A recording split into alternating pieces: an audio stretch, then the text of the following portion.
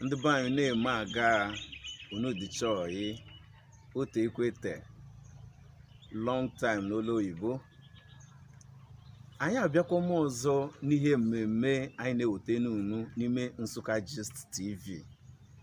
Ya bụ ihe mmemme anyị na-eweta ihe mgbe mbiri anyị na-eweta izu ụka niile, mana o nwere ka ihe si ya dị anyị ga-abịa for sometimes nwaọcha, mana ekene dịrị Chukwu na ya alachitekwa mee azụ.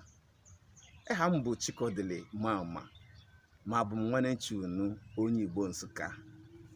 Ihe m jiri jee abịa n'ụbọchị nta abụghị ihe ọzọ na ọ bụ okwu akpụ n'ọnụ, ihe na-eme n'obodo anyị na ihe anyị na-akwado omume n'obodo anyị, ya bụ ihe ọfụta onye isi ala, ihe ntụnye aka onye ji abụ onye isi ala, onye ji achị anyị for the next 4 years. Ya bụ ihe dị very important. Ma mụ chọrọ biko inweta ozi na ka esi eme ya, shie ya ma o ruo nwa ịhụ Nsukka niile mgbe ọ nọle, ma ihe na onwe ha kiri mee nụrụ ya bụ ihe anyị chọrọ ikwu maka ya bụ ihe. Ị na-enya na ndị na-eme organize ya bụ ihe ntụnye aka nke ekiri election na Nigeria, ndị ekiri INEC, na ha nyere time maka ndị ga-enweghị ya bụ ihe kaadị eji eme ya bụ ihe ntụnye aka nke ekiri voters card.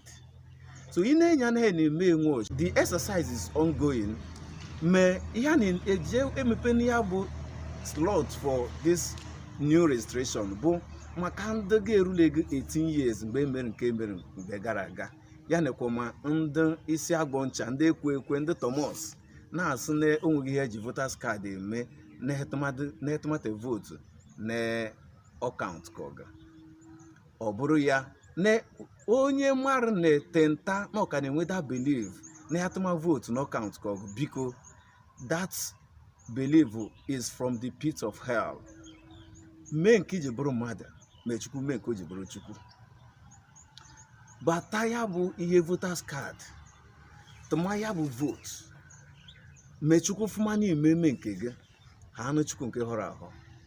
Were ya bụ ọkpụkpụ taịnụ ugodo, ha anụ ya na ndị mma ọgụ n'ihe ejetele ha were.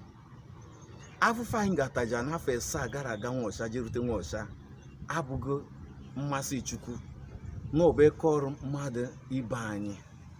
Megị bụ onye na-asụ na ya fụtakọ ya tanụ mmadụ afụfụ ya tụ vootu maọgụ mkpụrụ ụbọchị nna maọbụ mkpụrụ ụbọchị ebo iji wofute maọgụ ya bụ vootu. Mee ngwa magị ọkọị na-etara ya bụ afụfụ mkpụrụ ụbọchị nna maọbụ ebo danụ na anyị niile na-ata afụfụ afọ 4 ọzọ na-abịa. Tin onye mara na-etin vootu ma o win n'obodo anyị ji adọghị tọbụte na-emegburu enyi ego onye ọmụ ne conscience gị ga-adịma clear na-eto na onye ọmụ vootu. Ikpere nte Chukwu ekpere, Chukwu mara na imere oke gị n'ime ịgbaje mbọ obodo drọị, mana ndị ala adịghị mma ekwe gị ikperezi ekpere, Chukwu zara gị ekpere. That is the simple arithmetics. Mana iso na votu ya na akaụntụ na-ejeghị ata mmadụ ọzọ afụfụ, ihe na-ata n'afụfụ bụ maọbụ mma gị na ụmụ gị maka next generation.